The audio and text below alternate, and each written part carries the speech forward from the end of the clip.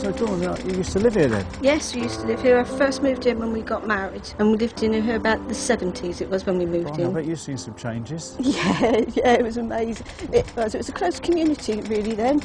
And the first day we moved in, put all the stuff in the garage, came down and they nicked my bike. And that was the first day. What was it? We made sure then that everything was padlocked and locked and everything. But it was still a nice community, and there was some.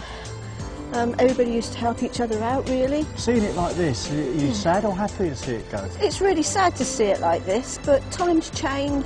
Dawn, whereabouts did you used to live then?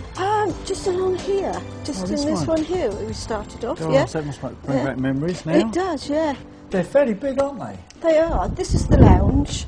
Then you've got a balcony out there you used to hang your washing out and that was really handy. Then you've got the dining room there, little kitchen, and downstairs toilet, and understairs for your bits and pieces, storage and that, and then 3 bedrooms upstairs with a decent. 3 bedrooms upstairs? Yeah. Wow, they are large, aren't they? And some fantastic views as well. Oh yes, the views were, especially in the top floor. Yeah. And that, I mean, here, because you've got the garages right underneath, it makes it all higher up, of course, and you've got beautiful views. There was a mixture of people in that. There was a family here who were Indian, and in those times it was unusual, and they were lovely, and they helped us out a lot and went had meals with them. Different culture, it was really good, and that was the first time we'd ever met anybody like that. That's the bin chute. So that's the bin chute, is it? That was the bin chute. That's where you used to put your rubbish, and you used to have a chute all the way down to the big cupboards at the end. Put your rubbish down in there, not very big because of the size of your black bags. You wouldn't get very much in that at all. No, I mean, when times changed and there was no recycling. No. And you couldn't get all the rubbish down in there because of the size of the families and all that, so they used to block up always consistently. Yeah. And then people used to throw it over the balcony as well, so we had to put the wire mesh up to stop that. And how long were you living here for? 3 years, 2 to 3 years we lived here, and then we got moved out.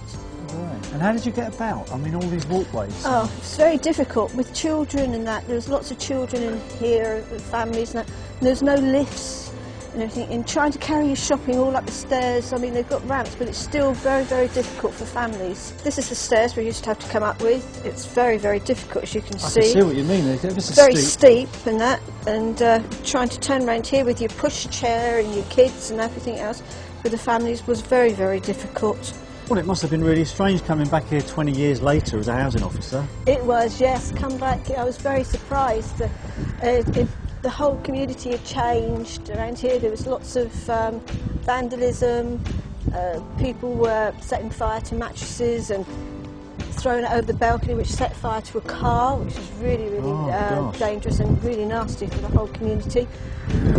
When the people used to move out, they used to just throw the stuff over the balconies and then just leave it there, and we used to have to clean it up. And I remember coming out here, and most of these garages were blocked off. Were they? Why was that? It was just the vandalism and that, so we had to board them up for security reasons because they are underneath the flats. Yeah. If anything should happen. And I understand as well later on we stopped letting out the top flats to families. It wasn't yet. The housing association decided it wasn't really realistic to let the top flats out to families. So then we used to put single people were moving in and that. And so in a family home, the 3-bedroom homes with single people in, and that's that escalated the problems. The drains were forever blocked. Were they? Oh, yeah, always blocked up the top. Pigeons were a big thing around here as well. Were they? Pigeons landing on there and naked nests dropping all onto the balcony. It was terrible. Not very hygienic. Were these shops here when you were here? Yes, they were. They were right on the doorstep. Very, very handy for you to get your bits and pieces. They looked really good. But then when I came back 20 years later, we had a lot of antisocial behaviour with people coming out the pub, worse for wear, issues like graffiti and security for the shops.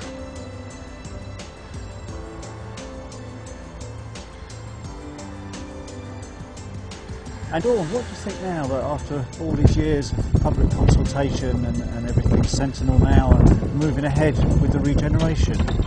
I think it's a very good idea for the whole of the community to demolish these and start again afresh with. Well, there's going to be opportunities for everyone. I think it will bring a new lease of life to the area. Oh, it will do, yes.